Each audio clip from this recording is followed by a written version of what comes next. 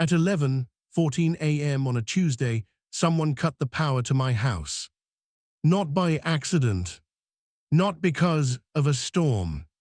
Someone ordered it. And the person who gave that order had no idea she had just shut off electricity to 31 homes, including her own.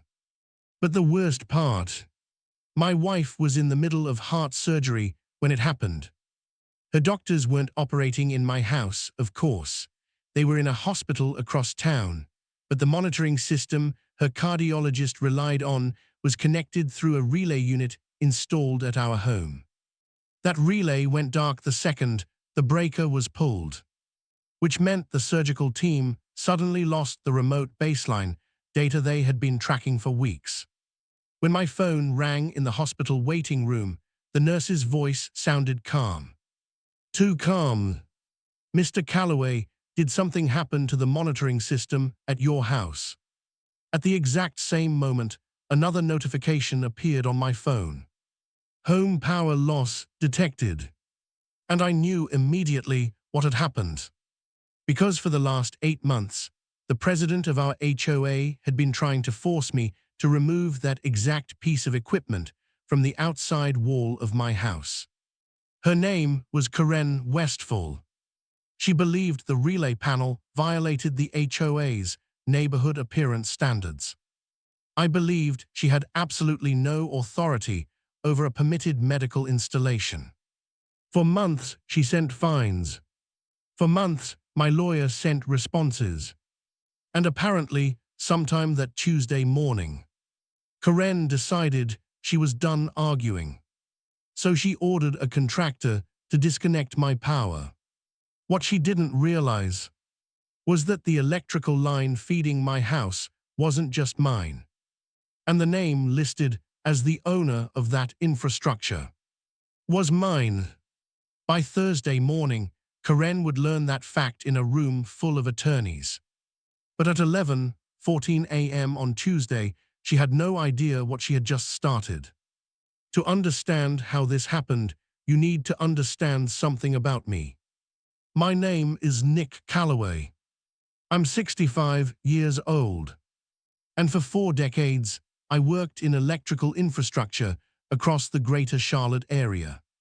Substations, distribution lines, municipal grid systems.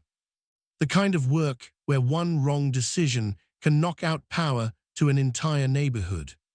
That kind of work teaches you 2 things. First, systems are complicated. Second, the people who cause the biggest problems are usually the ones who don't understand the system they're touching. Karen Westfall was exactly that kind of person. She became president of our HOA about 2 years after my wife, and I moved into the Briarwood Point community in Concord, North Carolina. On paper, it was a nice place. Tree-lined streets, a park nearby, quiet cul-de-sacs. About 160 homes total. But after Karen took over the board, the neighborhood started feeling less like a community and more like a compliance program. She ran on something she called community excellence standards.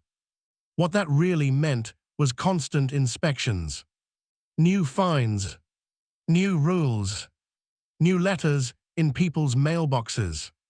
Grass half an inch too long, fine.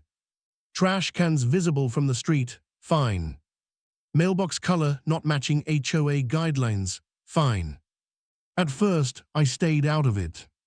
But 8 months before the power incident, Karen finally turned her attention to my house. Specifically, the small gray panel mounted beside my garage. It was a secondary transfer switch connected to the home relay system that monitored my wife Delia's heart condition. The device had been professionally installed. It had county permits, and it had been operating quietly for 2 years without a single issue. But Karen didn't care about permits. She cared about appearance. Her letter said the panel violated HOA rules governing visible exterior equipment. She fined me $200 and gave me 30 days to remove it. I responded politely. I attached the permit number. I cited county code, explaining that medical utility equipment wasn't subject to cosmetic HOA restrictions. And I asked the board to point me to the specific rule they believed allowed the fine. Their response arrived 12 days later. It ignored everything I had written. The fine remained, plus a $50 administrative review fee. That's when I called an attorney. His name was Bertram Cole, a real estate lawyer in Concord who had already dealt with our HOA once before. He read my documentation, leaned back in his chair, and said something I remember very clearly. "Nick, you're completely in the right." 3 days later, Bertram sent a legal response to the HOA. It explained in very simple terms that the relay system was permitted infrastructure tied to a medical device. And it warned the board that continued enforcement could create legal exposure. Karen responded by sending another fine. Then another. Then another. Over 6 months, the total climbed to $900. Bertram filed a formal dispute through North Carolina's HOA resolution process. The case was pending, and for a while, everything went quiet. Until the Tuesday Karen decided to stop sending letters and start cutting wires. She contacted the HOA's new management company, Apex Community Services. Apex had recently replaced the previous management firm because Karen believed they weren't aggressive enough. Apparently, she had developed a new interpretation of HOA authority, one that Bertram later described as legally imaginative. According to Karen's theory, if a homeowner refused to remove a non-compliant installation, the HOA could authorize a contractor to disconnect it from power. That theory was wrong. Very wrong. But Apex passed the instruction to an electrical contractor anyway. And at 11:14 Tuesday morning, that contractor opened the utility access point serving my home and pulled the disconnect.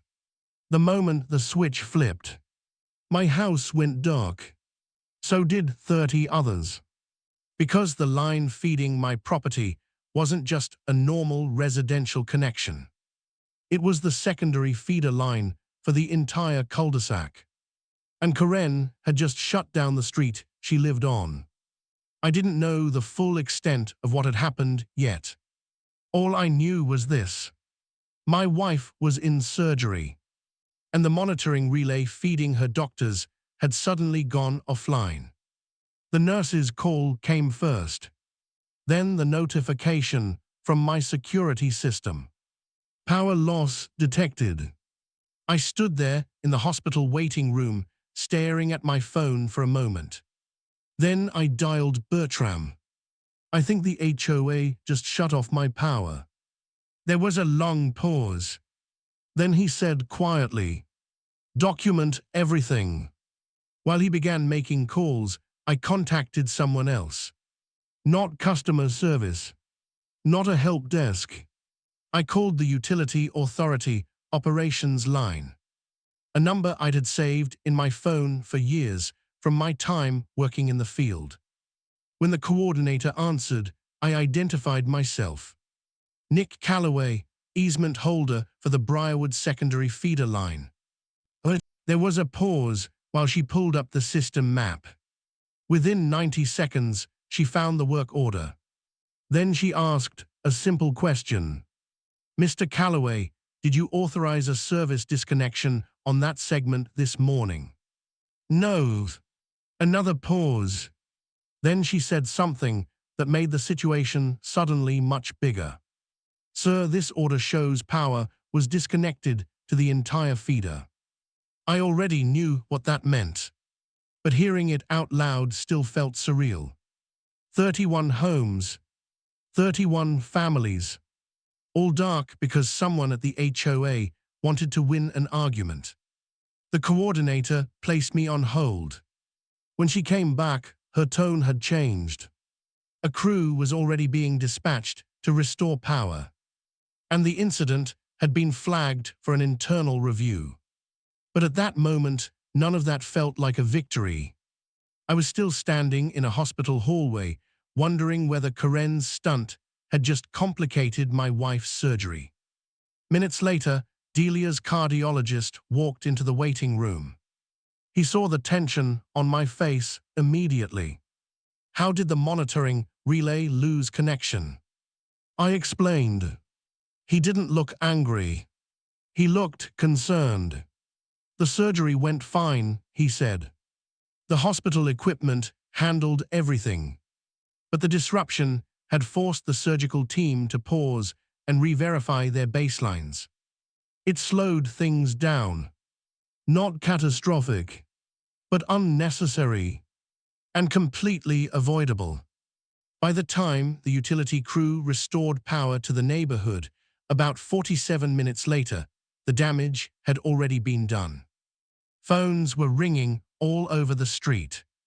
Neighbors were calling the power company.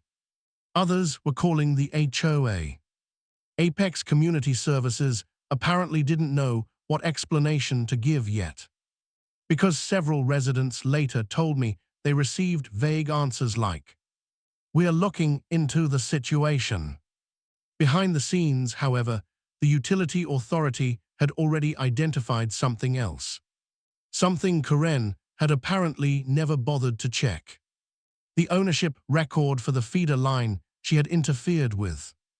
And that discovery would lead to a meeting scheduled 2 days later. Thursday morning, at the district utility office. Karen was invited. So was Apex. And so was I. At that point, Karen probably believed she was walking into a routine dispute, a chance to defend her enforcement action. But when she walked into that conference room, she was about to learn something that would change the entire conversation. Because on the schematic displayed on the screen that morning, there was a box labeled Infrastructure Ownership. And inside that box was my name. When I entered the conference room Thursday morning, Karen was already seated at the table.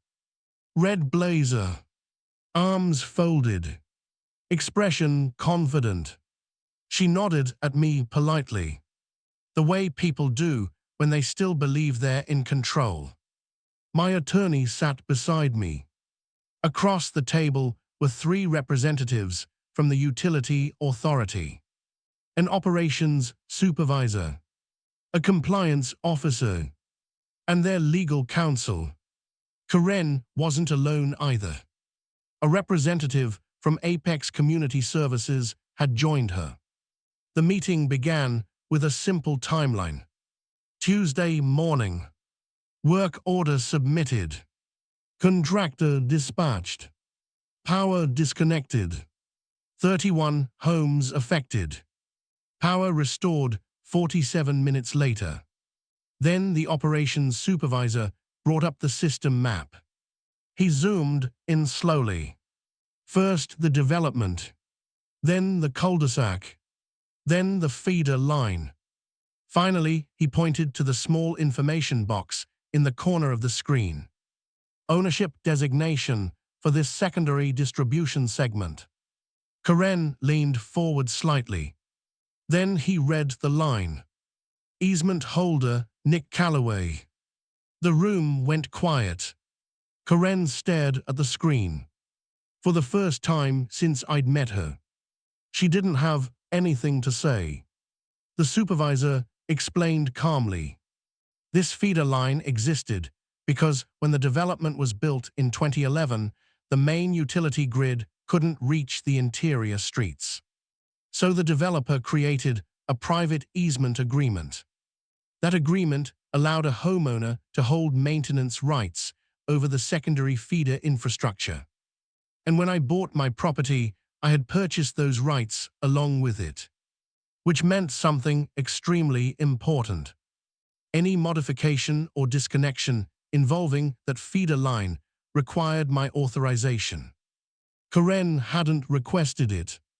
The contractor hadn't verified it, and Apex hadn't checked it. From a legal perspective, that meant the HOA's action wasn't just a compliance issue. It was interference with private utility infrastructure. Bertram let the explanation finish. Then he calmly outlined the consequences: unauthorized disruption of electrical service, interference with a private easement, disconnection of medical monitoring equipment, potential civil liability, and possibly regulatory violations under state utility law.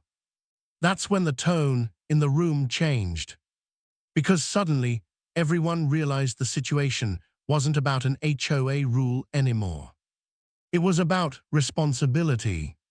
Apex quickly began emphasizing that they had acted on Karen's instructions. Karen's attorney, who had joined by phone, argued she had acted in her role as board president.